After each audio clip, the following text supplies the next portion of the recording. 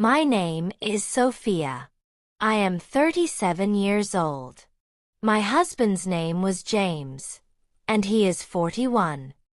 We had been married for 7 years, and I believed, like many, that our love would last forever.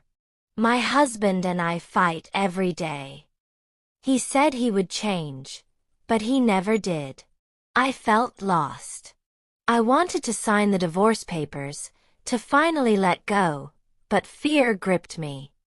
Life, as I would learn, does not always follow the path we imagine.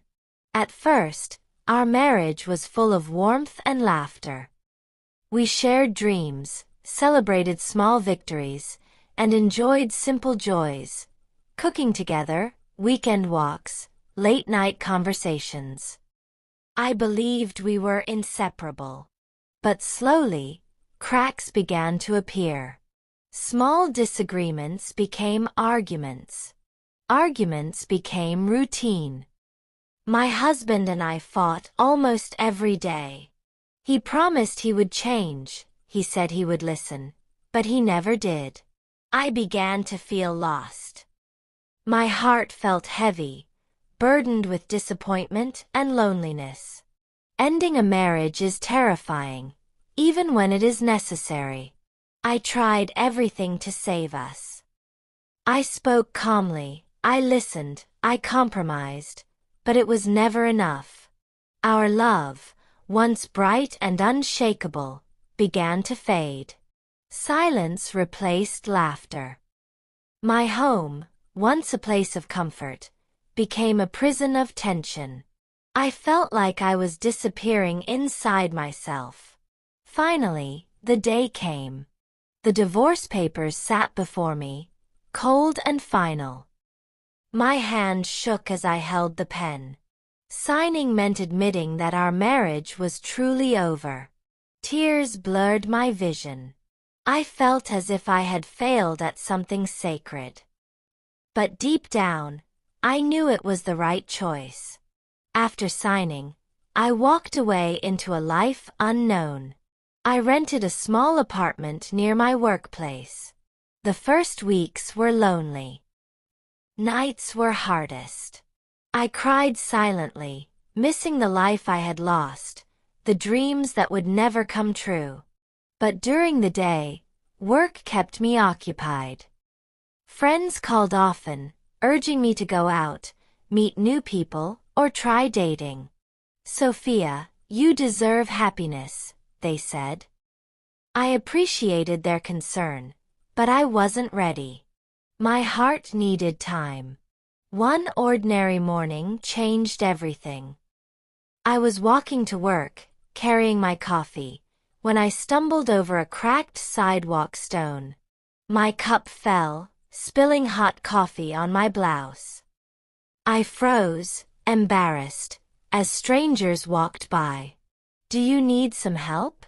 a gentle voice asked. I looked up and saw a man with kind, warm eyes. "Looks like you need a new coffee," he said. "Yes, I suppose I do," I replied, brushing at the spill, my cheeks burning. "My name is Lucas," he said. "Let me get you another one." He led me to a nearby cafe.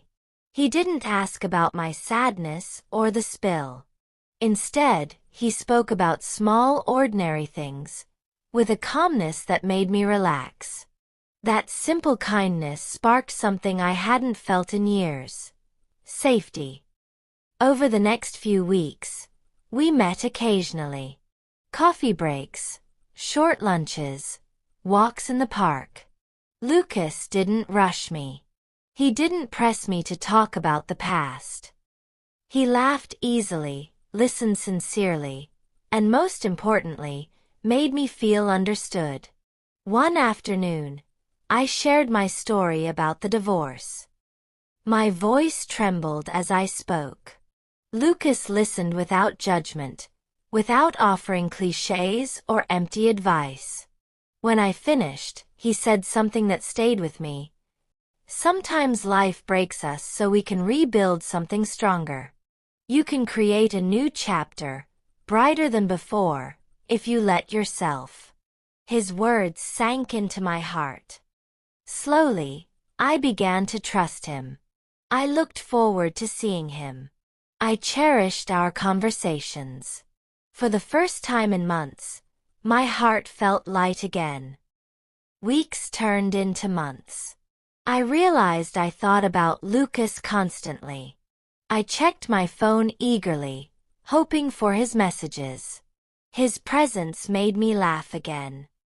I slept peacefully, and hope returned like sunlight after a storm. Our bond grew with each shared moment. One rainy afternoon, we walked under a single umbrella, laughing as water dripped onto our shoes.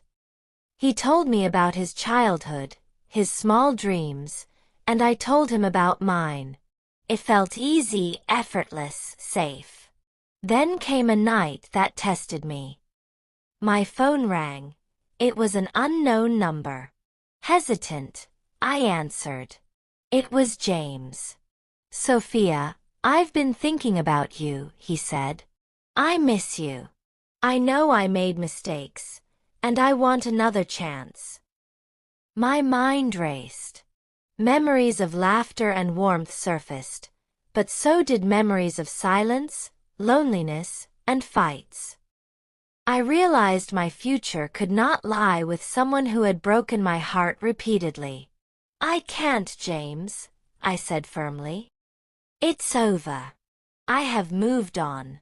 He tried to speak, but I ended the call calmly. I felt a sense of peace I hadn't known in years. I had made the right choice. A few weeks later, Lucas invited me to a small picnic in the park. We spread a blanket under a blooming tree, sharing sandwiches and laughter. As the sun dipped low, he turned to me, took my hand, and said, "Sophia, you make me happier than I ever imagined. I want to spend my life with you.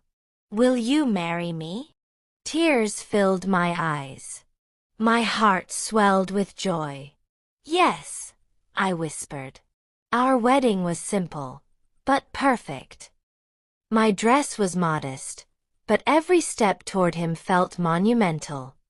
Every smile, every touch, every shared glance reminded me that my divorce had not been the end. It had been the beginning of finding true love again. Life after pain is not easy, but it is possible. Every tear, every lonely night, every moment of doubt had led me to this new chapter, a chapter of love, trust, and happiness. I am grateful for every step that brought me here. This is my story of heartbreak, healing, and a second chance at love.